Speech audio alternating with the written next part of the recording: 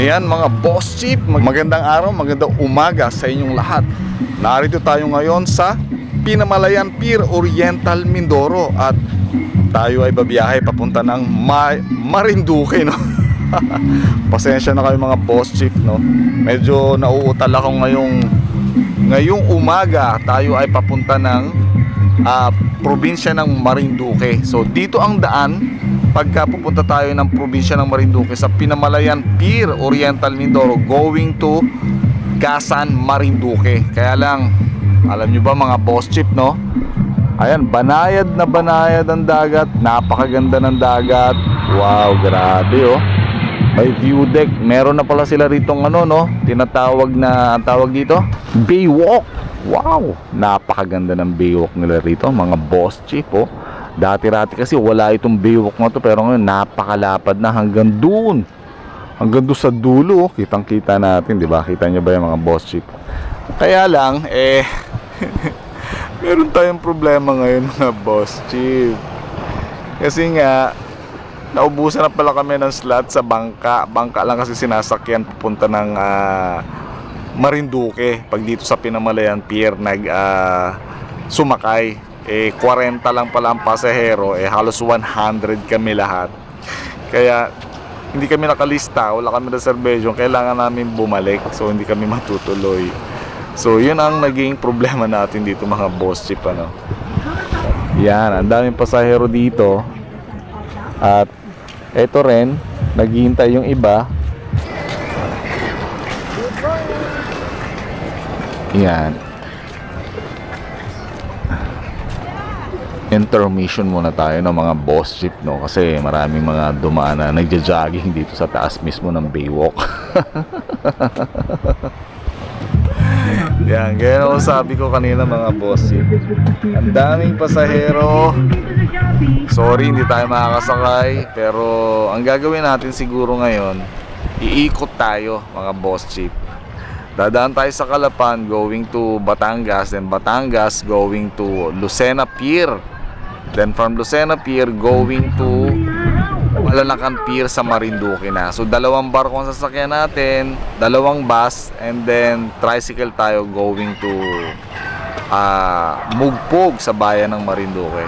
So pasensya na mga boss chief, medyo sayang, no? Gusto ko sana ipakita sa inyo yung biyahe sa bangka. Medyo exciting sana yon, kaya lang medyo inala tayo ngayon. Ang hirap pa naman ng ganitong sitwasyon, ano.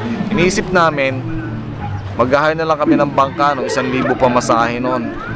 Pero napakadelikado, sabi ng mga kasama ko. Nasubukan na kasi nilang sumakay ng bangka, yung maliit lang na bangka, no? Yung siguro mga capacity 5-10.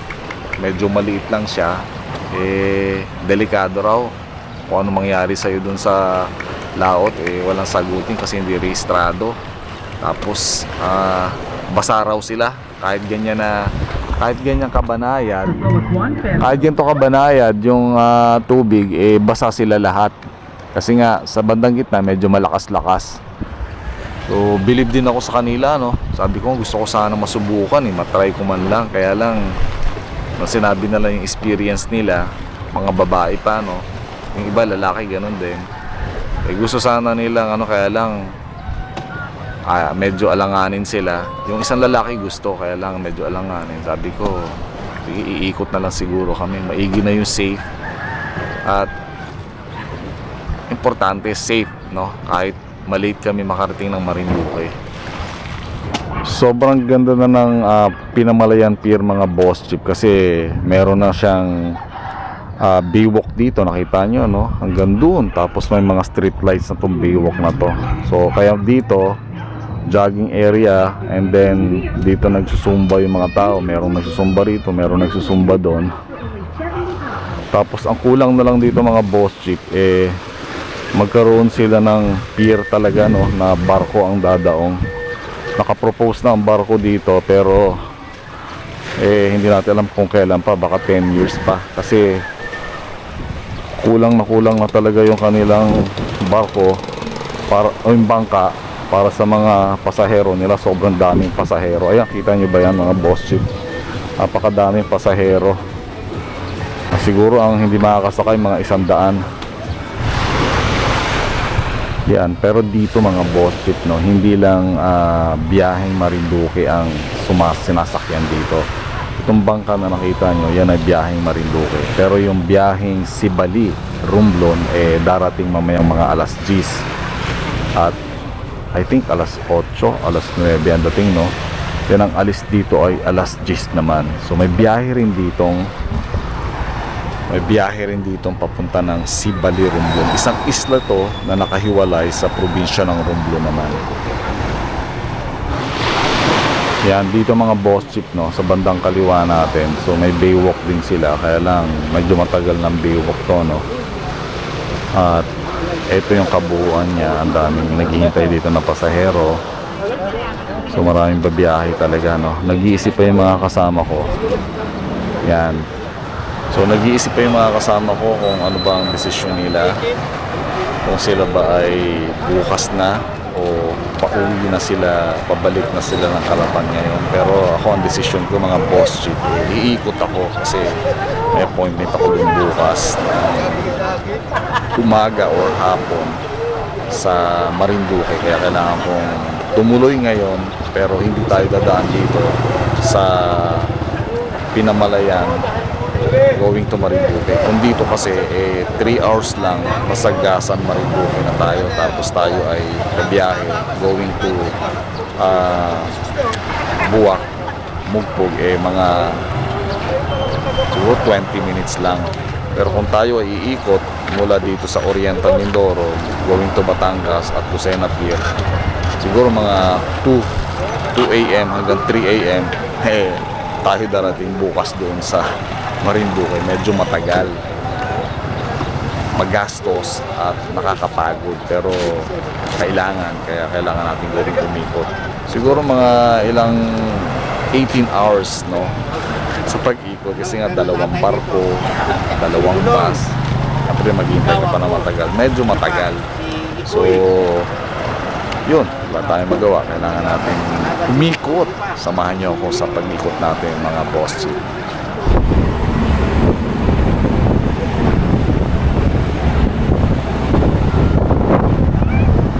Ayan, kaalis lang natin sa Calapan City Pier. So umikot tayo mga boss jeep going to Batangas City.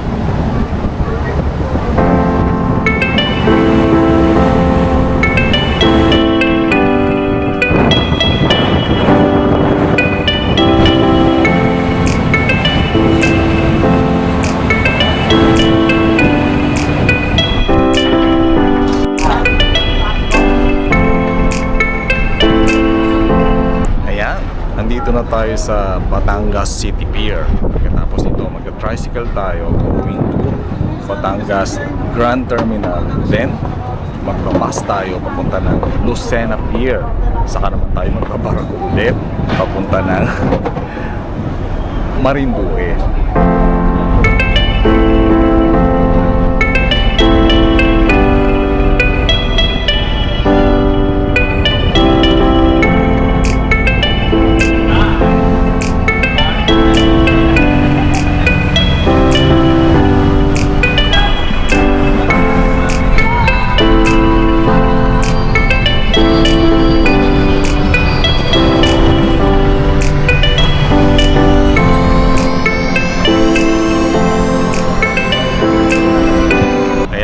Nandito na tayo mga boss jeep sa pier ng Lucena City. So yung mga barko na yan, nakikita natin na mga barko na yan, papunta yan ng Marinduque, no? 2 yung papunta ng Marinduque, paalis ngayong gabi. 7:30 p.m. yung itong Star Horse, and then 8 p.m. yung Montenegro na aalis ngayong gabi. Medyo ginabi tayo, kaya posible niya nadating natin sa Marinduque, sa Buwak at sa Mugpog mga 12 midnight na, or more or less 12 midnight pasado or bago mag 12 midnight. Yan, dito lang tayo sa terminal mga boss jeep, naghihintay hanggang mag 7:30 p.m. hanggang sa pag-alis ng barko. Yung mga kasama natin nandoon sa isang block, so maraming mga tao doon, ano. So dito sa block na to, medyo wala masyadong tao. Kasi nasa unahan lang yon, and then mas mauuna silang lalabas papunta ng barko. Pero hindi naman tayo nagmamadali, kaya nandito lang tayo kasi katapat tayo ng aircon dito, malamig dito. Doon sa pwesto natin medyo mainit na. Ito lang yung aircon natin, kaya medyo malamig.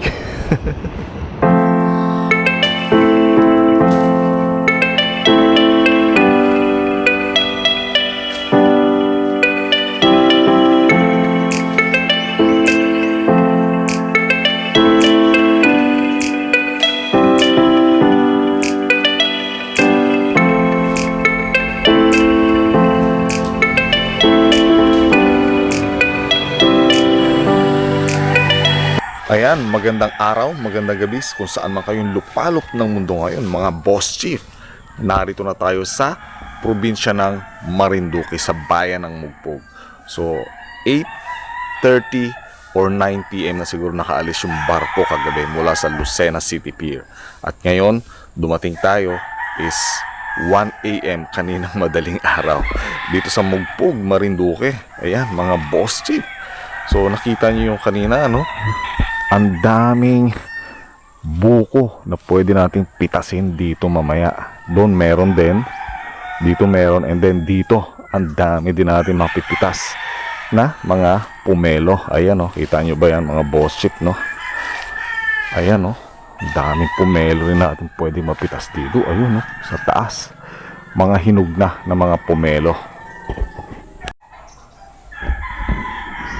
Kapag narito tayo sa Marinduque, mga boss chip, ay dito tayo tumutuloy sa bahay na to, sa lugar na to. Ito mga boss chip, oh. Yan. So dito tayo tumutuloy kapag narito tayo, mayroong activities tayo dito sa probinsya ng Marinduque.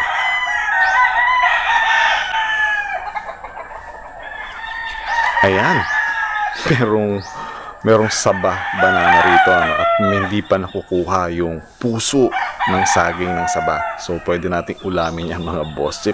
Laga lang, then sausaw sa bagoong na merong kalamansi, o patis na merong kalamansi. So meron din tayong kalamansi rito sa likod. Pwede nating pitasin yun para magawa nating sausawan para dito sa puso ng saging. Marami din buko dito sa area na to mga boss chip, no, sa tabi lang ng saging. Ayan.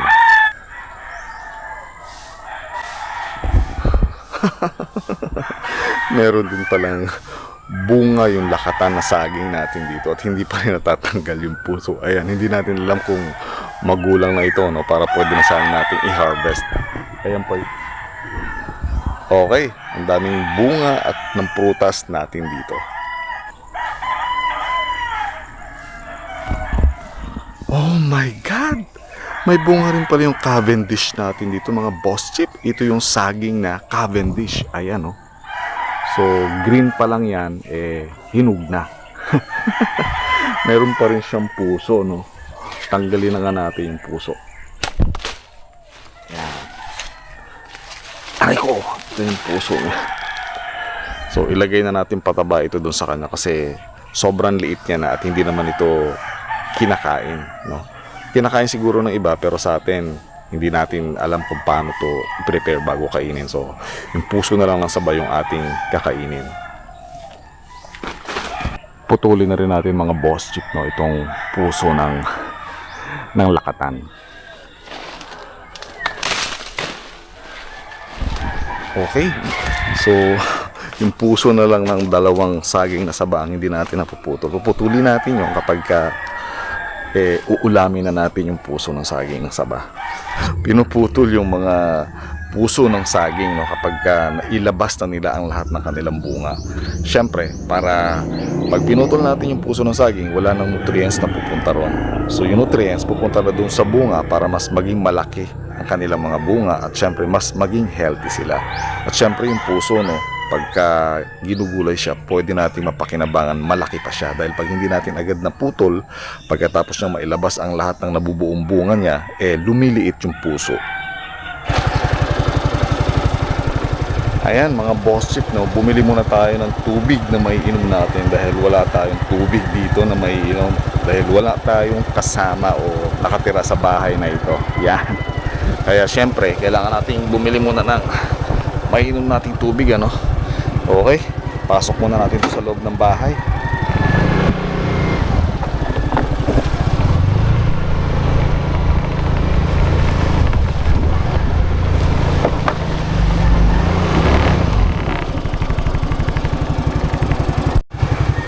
Medyo dinner muna rin itong terrace dito, ano. Ang dami ng ba. Ito yung hagdanan natin, ang dami na ring damo. Kasi nga gaya ng sabi ko, walang nakatira dito sa bahay na ito, mga boss chick, ano. Okay, ayan mga boss chick, paalis muna tayo dito ng bahay sa Mugpog at papunta tayo ng Buwak, Marinduque, dahil meron tayong meeting ngayon doon, official activities. Samahan nyo ako. Okay, magmumotor lang tayo papunta ng Buwak, Marinduque.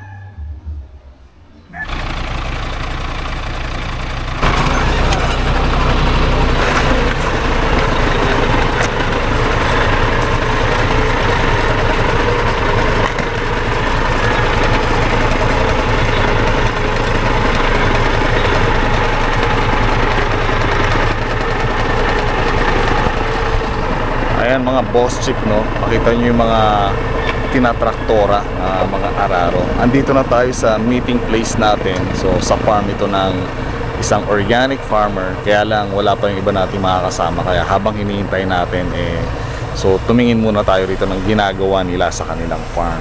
Ayan, so medyo matigas na yung lupa, kaya kailangan medyo bongkalin. Kita nyo, ang lalaki ng mga tigpas ng mga lupa, ano. Ayan.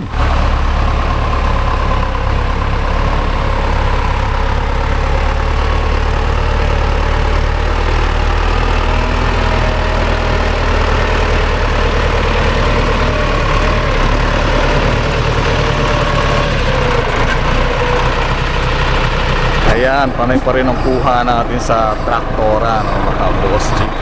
Kasi alam nyo na, dito sa Pilipinas, Filipino time talaga, no.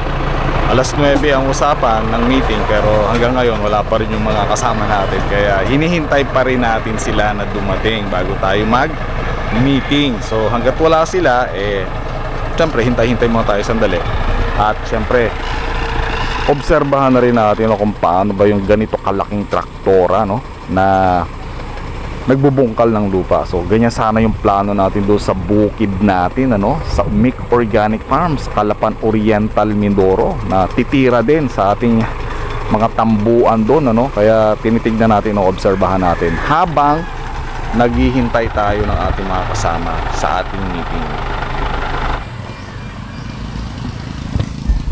Okay, tapos na yung meeting natin at kumain na rin tayo, no? Ngayon ay lunch break na, no? Sa 12:30 noon. So ito na yung kaninang inaararo, no? Kita nyo ba yan? Ang lalaki ng mga tipak. So tapos na siya. So dudurugin na lang bago taniman. Okay. So ito yung farm na to is organic farm kay Kadoming DMDC Farm. So silipin muna natin bago tayo pumunta sa next activity natin. Wow, ang laki ng baka. So ito dito, ano to, Kadoming, mga vegetable area, no? Naka-greenhouse na siya. Naka-greenhouse siya. Oo, naka-drip. Drip irrigation siya. Talong yung tanim niya ngayon dito sa greenhouse niya, no? So gini-greenhouse din pala yung talong. Pwede naman, no? Kasi dati kamatis ang tanim dyan, pero ngayon talong ang nakatanim siya. So sa kabila, mga manok naman to, doon vegetable din. So ito mga manok, kita natin, no, manukan. So yan, no, may mga manok din siya rito. May fish pond rin, ano? Ito ba fish pond? So may fish pond rin siya rito, oh. Yan. So marami din siya mga hayop, kung titignan natin, may mga kambing. May tupa ka, no? Ayun, oh, may tupa siya. So ito may tupa siya rito, oh. Silipin natin dito, mga boss chief. Eto, grabe yung tupa niya, oh. Wow. Galing, oh. May tupa. So ito tupahan niya, yung mga kambing niya andun sa labas naman.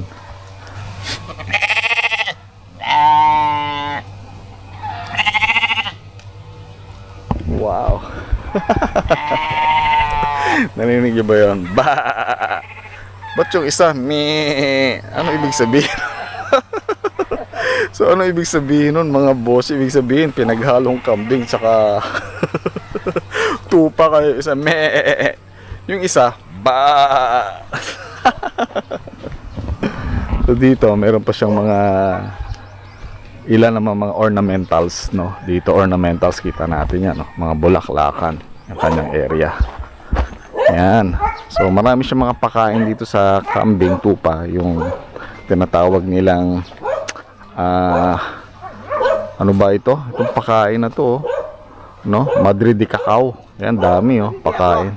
Or Madre de agua pala. Tricantera, tsaka mulberry, ano? Pakain yan, ano? Mulberry. May mulberry din siya, oh. So, madami siyang pakain din, ano? Ito, meron siyang layer pala rito, no? Ito, gabi, oh. May layer pala rito. Yan, no? Dami. Ayan, no? So, kaya pala maraming pumupunta rito, namimili ng itlog. Kasi meron siyang layer dito, ang daming itlog. Hindi ba sila may stress pag sinilip natin? Yan. Ayos, oh. Grabe. Kita nyo ba yan? Tapos ito yung mga itlog, oh. Wow. Diba? So, may mga itlog siya sa kada layers. Ayun, to marami, oh. Ito po, kita nyo ba yan, oh? Hanggang dun. Nakakatuwa, no? Nakakatuwa sa ganitong farm, poultry farm, layer farm, na maraming mga itlog na tayo makikita. Ayan, no? Daming itlog, no? Wow. Grabe. Tignan nga natin to, isang itlog na to. Yan.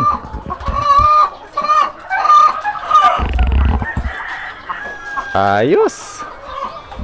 So meron din silang wood vinegar dito, ito. And then meron ding pugo. Malakas din ang kita sa pugo. Ayun, may pugo rin sila. May mga itlog na rin. Ang itlog niya ay hapon. Sa hapon siya ng itlog. Pero may ilan drop na, oh. Pero bawal pumasok. Pwede. Pwede raw pumasok. Ay, ang itlog, parang mga sisiw lang ng manok. No, parang mga sisiw lang ng manok yung itlog niya. Ay, yung pugo. Ang daming pupo, oh. Tapos yun, meron siyang inuman, silang inuman. Grabe, no? So, malakas din daw at maganda rin daw ang kita sa mga itlog ng pugo. Ayan, oh. Kita nyo ba sila? Ito pa kabilaan. Ayos. Habang tayo nagpapahinga ngayong lunch break. Ito yung fish pond din nila. Then, meron silang mga pato rito. May crayfish ka rito? Sa araw ay kuha nasa ano? Sa gabi na labas? Yun. Meron din palang crayfish dito, mga boss chief, no?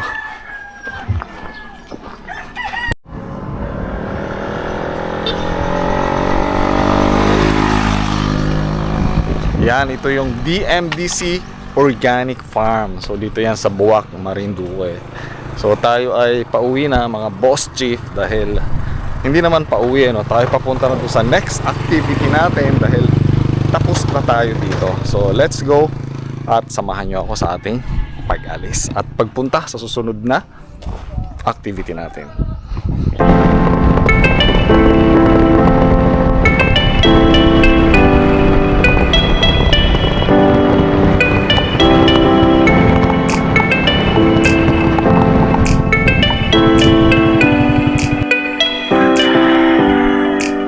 Ayan, nakauwi na tayo ng bahay mga boss chief at ngayon ay magmimerienda naman tayo kasi merong binigay na lettuce, organic lettuce, yung isa sa mga farmer na naka-meeting natin kanina. Ito yung binigay niya sa atin. So, ang meriendahin natin at upakan natin ngayong hapon ay itong organic lettuce. Kaya lang, usually, ang sausawan talaga nito ay mayonnaise with ketchup or pwede naman balsamic vinegar with honey or pwedeng vinegar with sugar. Pero ngayon, wala tayong available dito sa loob ng bahay na kahit saan, kahit alin man doon sa nabanggit ko, ang gagawin natin sa usawan ay kalamansi with asin.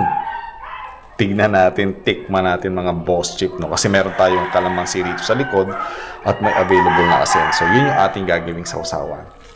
Tara na, upakan natin ang organic lettuce. Ang dami pala nito mga boss chip, oh. Ilang puno lang to? 1, 2, 3, 4. Sobrang dami niya. Ito na yung isang puno. Nung hinimay na natin, ganito na siya kadami, ano? Pero wala tayong magagawa kundi ubusin ito, kasi kung di natin uubusin ito, wala tayong ref dito. Masisira lang siya. Bagay, healthy naman to eh. Kaya kahit ganun kadami, ubusin natin. Samahan niyo ako kumain ng organic lettuce. Yan. Ito mga boss chip, no, 2 puno lang to. Ganito na siya karami. Grabe. Ito yung sausawan natin. Kalamansi with asin. Pwede na to. Basta organic. Let's go. Samahan nyo ako. Kumain tayo. Ibang klase itong merienda natin, mga boss chip, no? Lettuce. Healthy lettuce. Organic lettuce.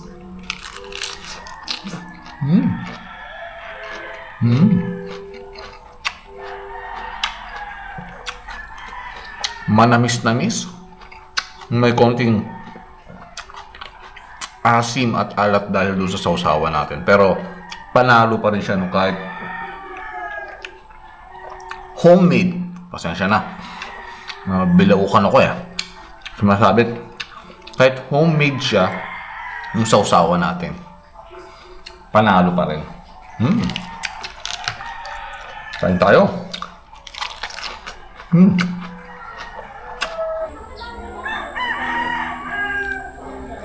Eto mga boss chip, magbuko naman tayo ngayon, ano? Ang daming buko rito. Sayang kung hindi natin siya kukunin at iinumin. Syempre, kakainin yung laman. So, samahan niyo ulit ako, no? Magmerienda naman tayo ng buko ngayon. So, sa kabilang dulo, marami pa rin buko. Sa gilid at sa likod, marami pa rin mga buko tayo makukuha ron. Pero unahin natin itong nasa harapan. Mukhang mas mababa at mas madaling kunin. Ayos, mga boss chip. Ito yung ating sabaw ng buko. At ito yung ating laman ng buko. Wow, eksaktong ang pagkabuko niya. Tara, samahan niyo ako, kumain na tayo. Lantakan natin itong bukong to, no? Pang merienda natin, pero halos mag-aalas 6 na rin ng hapon, ng gabi ngayong mga oras na ito, mga boss chip.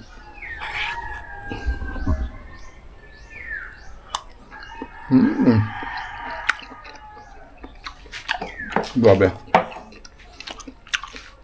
Manamis-namis, talagang malinamnam. Fresh, bagong pitas sa puno. Then, kinain agad natin at syempre, iinumin na agad natin, no? Maraming benefits sa katawan ng tao. Buko, laman ng buko at sabaw ng buko.